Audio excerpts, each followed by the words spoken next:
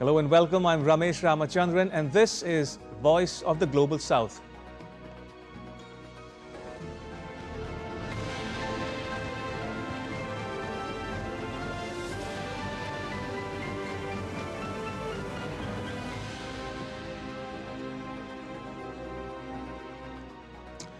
All right then, let's get started. On the show this week, India joins forces with the Philippines to patrol the contested waters of the South China Sea, sends out a chilling warning to China. Gaza faces a catastrophic humanitarian crisis with widespread starvation threatening its 2 million residents, pushes the region towards famine. And India finds oil and gas in the Andaman Sea. Initial estimates suggest it could be a large-scale discovery, potentially rivaling Guyana's oil wealth. All that and much, much more coming up on Voice of the Global South. A long-standing maritime dispute between China and the Philippines has drawn in a new player, India. In a significant development, India has deployed its warships for the first ever joint naval patrol with the Philippines in the contested waters of the South China Sea, signaling a bold pushback against China's illegal territorial claims. The Indian Navy warships have docked in Manila for what is known as a maritime cooperative activity with the Philippines Navy. The joint patrol will be conducted in the West Philippine Sea, which is the Philippines' exclusive economic zone in the South China Sea.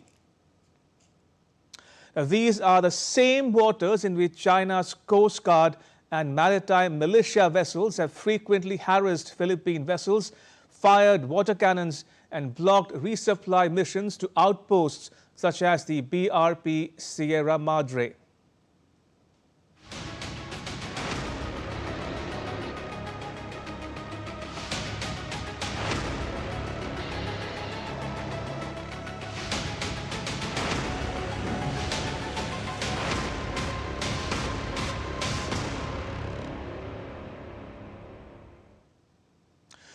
New Delhi says that the bilateral maritime exercise between the navies of India and Philippines focuses on joint maneuvers and communication protocols to improve preparedness, build mutual trust, and strengthen operational synergy in the maritime domain.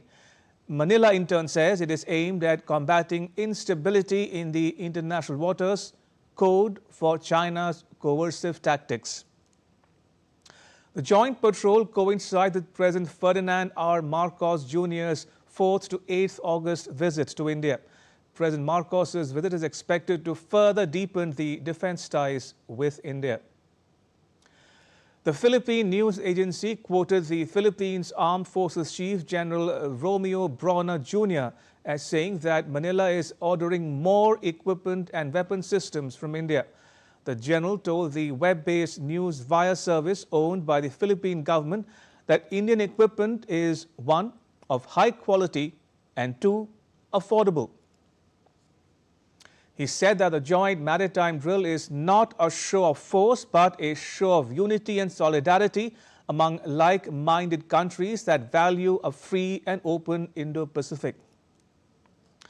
For his part, the Philippines' National Security Advisor Eduardo Ano said the Indian Navy holds and takes an ever-crucial role in putting the rule of law at the front and center, being steadfast defenders and agents of maintaining a secure and peaceful maritime order in the region. Now, for the Philippines, a robust defense relationship with India bolsters its position vis-à-vis China. Tensions have spiked in recent years with China's Coast Guard and maritime militia vessels frequently harassing lawfully operating civilian and military boats of the Philippines. Colin Koh is a senior fellow at the Institute of Defense and Strategic Studies, which is a part of the S. Rajaratnam School of International Studies in Singapore. Koh told U.S. weekly news magazine Newsweek that Indian warships patrolling the South China Sea sends a clear signal that India is overtly supporting the Philippines in the South China Sea row with Beijing. The Philippines has been conducting joint patrols with the US, Japan and Australia, which have become more frequent since 2023. Now, with the maiden joint naval patrol with India, the Philippines is signaling a broader coalition to uphold freedom of navigation and international law. Incidentally, all four countries, India, the US, Japan and Australia, are all members of the Quad. Chris Gardiner, the CEO of the Institute of Regional Security in Australia, says that India is an emerging global and maritime power engaging Southeast Asia through its Act East policy with growing economic interests in the region, and that India's naval deployment to the Philippines shows effective diplomacy by both the Modi and Marcos governments. Gardiner said that a more frequent Indian naval presence in international waters, such as the South China Sea and in Philippine waters, would be a welcome contribution to balancing and stabilizing the regional maritime environment. Now, what is it in it for India, you might wonder? Well, for one, India flexing its maritime muscle in the South China Sea marks a significant shift in its foreign and security policy. It takes place amid India's own land border dispute with China and underscores New Delhi's strategic interest in countering Beijing's regional influence. India's entry into the geopolitical chessboard signals its intent to challenge China's maritime ambitions in its own backyard. Two, slowly but surely, India has recalibrated its position on the many maritime disputes that the Philippines and other countries in Southeast Asia face with China. New Delhi has revised its stand on the 2016 South China Sea arbitration, moving away from a mere acknowledgement of this outcome to now calling for adherence to the ruling, which went in favor of the Philippines in its case against China regarding South China Sea. The shift in New Delhi's stand was reflected in a joint statement after the 5th India-Philippines Commission on Bilateral Cooperation, which was held at New Delhi in 2023. In it, India underlined the need for peaceful settlement of disputes and for adherence to international law, especially UNCLOS and 2016 award on the South China Sea. Its wording was different from the previous statement issued in 2016. I take this opportunity to firmly reiterate India's support to the Philippines for upholding its national sovereignty. As the world changes, it is essential that countries like India and the Philippines cooperate more closely to shape the emerging order. And three, New Delhi is taking on a more visible and conspicuous role by supporting Manila's military modernization, including sale of BrahMos missiles that are capable of striking targets near contested areas such as Scarborough Shoal, known as Panatac Shoal in the Philippines, or the second Thomas Shoal, known as Ayungin in the Philippines. New Delhi's security ties with Manila should be seen as a part of its Act East policy, which aims to increase ties with countries across the Indo-Pacific. The Indian Navy's deployment in the Philippines also aligns with New Delhi's policy of mutual and holistic advancement for security and growth across regions, also known by its acronym Mahasagar, which means Great Ocean in Hindi. Now, this policy underscores Indian Navy's commitment to being a preferred partner in the Indo-Pacific. The South China Morning Post newspaper published from Hong Kong quoted Anita Abbott, the chair of New Zealand-based Asia-Pacific Security for Innovation Forum, as saying that India's assertive posture signaled a shift from occasional cooperation with Manila to a more consistent regional presence.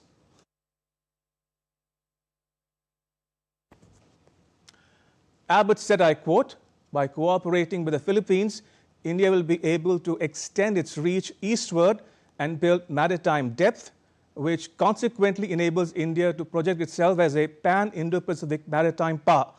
Moreover, by strengthening its posture in the South China Sea, India reinforces its necklace of diamond strategy in the Indian Ocean region, unquote. The necklace of diamonds is described as India's strategy to counter or rival China's string of pearls strategy of building or acquiring military and economic influence in the region, potentially encircling India. Therefore, Necklace of Diamonds aims to strengthen India's presence to counterbalance China's growing influence in the Indo-Pacific. India has ramped up defense ties with the Philippines in recent years. In 2022, India signed a nearly $400 million deal with Philippines for the supply of the BrahMos missile system. It was the first global sale of the supersonic cruise missile, which has jointly been produced by India and Russia. This Made in India missile derives its name from a combination of two rivers, the Brahmaputra in India and Moskva in Russia. It is one of the most advanced cruise missiles in the world today. It is versatile, capable of being launched from a submarine, ship, aircraft or land, giving the Philippines with enhanced security in the light of growing tensions in the South China Sea. India delivered the first batch of the BrahMos missiles to the Philippines in April 2024. According to recent satellite imagery, the Philippines' first BrahMos missile base was taking shape at a naval installation overlooking the South China Sea. This photograph shows one such Philippine naval station. In recent years, Malaysia, Indonesia and Vietnam have all shown an interest in buying the BrahMos missile from India. Chester Cabalza, the president of the Manila-based think tank, the International Development and Security Cooperation, told Philippine news website Inquirer that India and the Philippines are sending a strong message to China in the South China Sea.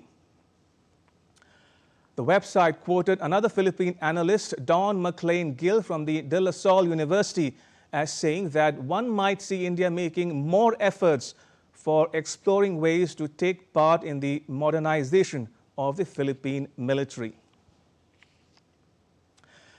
President Marcos's visit to India coincides with the 75th anniversary of India-Philippines diplomatic ties. Marcos will come to chair the ASEAN next year. So expect him to host Prime Minister Modi and take the bilateral ties to a whole new level. Starvation is claiming lives at an alarming rate in Gaza. The situation is worsening by the day. Food is in short supply, malnutrition is rampant, and hospitals are overwhelmed. People are forced to boil grass or skip meals to survive. Some desperate families have turned to eating sea turtles as a rare source of protein. The next report highlights humanitarian toll, the struggle for aid and urgent call for ceasefire to save Gaza's most vulnerable.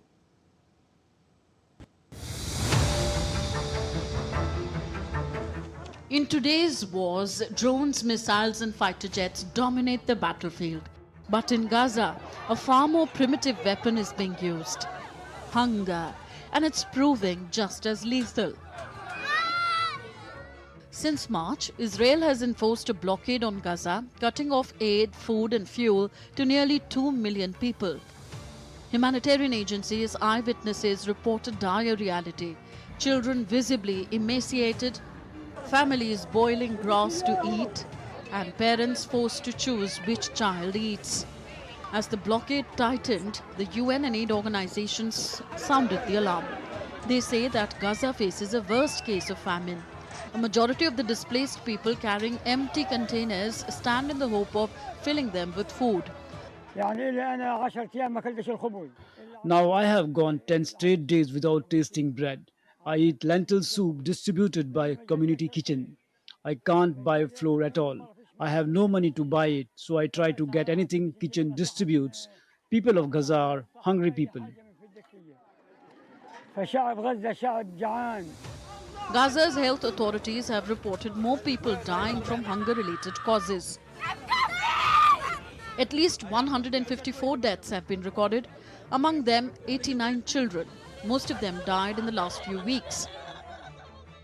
I'm craving for something sweet to taste. I'm craving some bread to feel full. I'm speaking to you now. I swear I'm hungry. This is me, an old woman. What could this child and this child do? This was the scene in Beit Lahia, where hundreds of Palestinians hoped to secure a bag of flour or some aid amid a worsening humanitarian condition.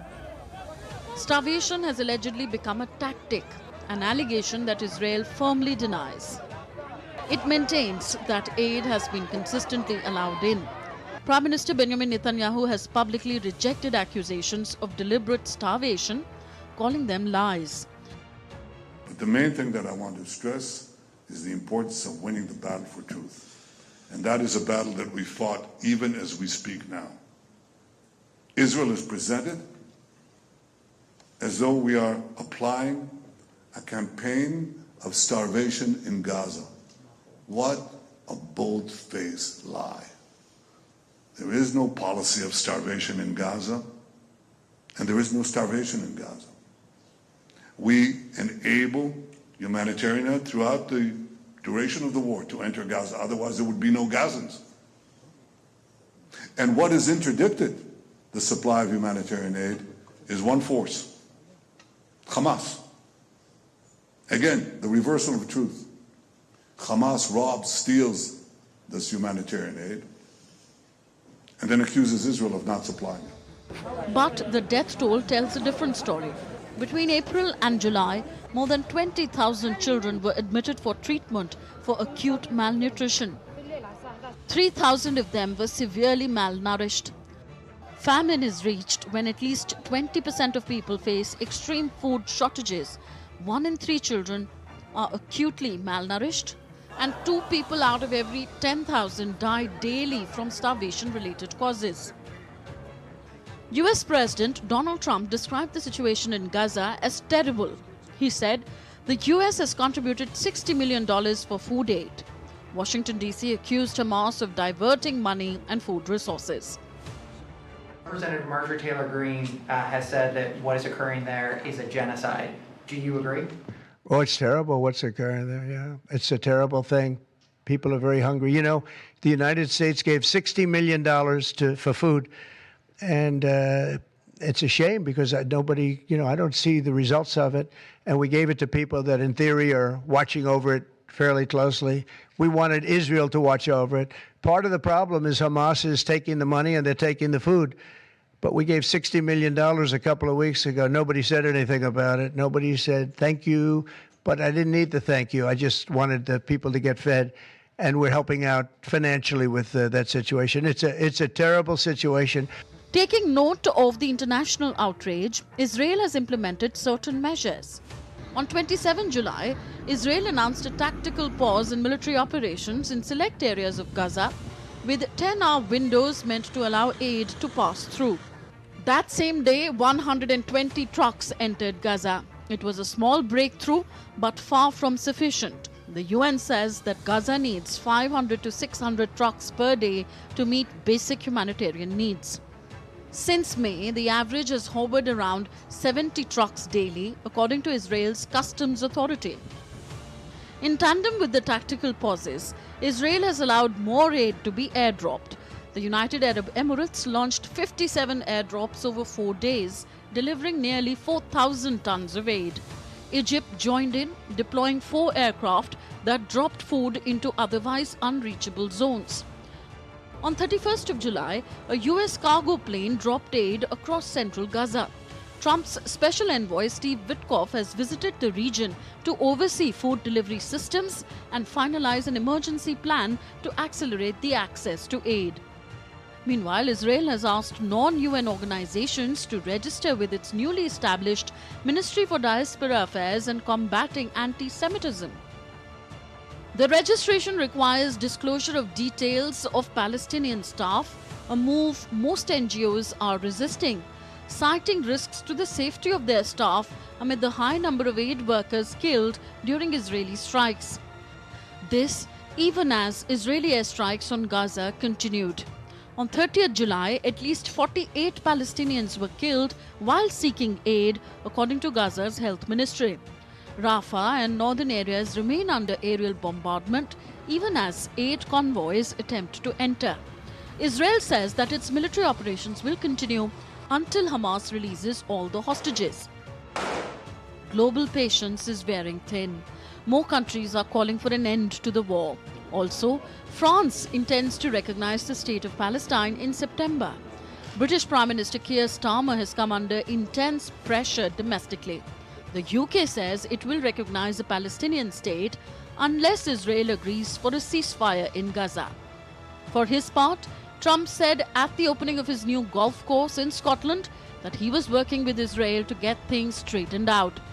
In a world where food is being weaponized, the question remains, how long can the world afford to look away? A potential game changer for India's energy future is unfolding in the pristine waters of the Andaman and Nicobar Islands. Recent developments in oil and gas exploration in this remote archipelago have sparked excitement, with experts and officials hinting at a discovery that could rival Guyana's massive offshore oil wealth. Ragini Sudhir Chaure has more. The Andaman and Nicobar Islands, located in the southeastern Bay of Bengal, is emerging as a focal point for India's quest for energy independence.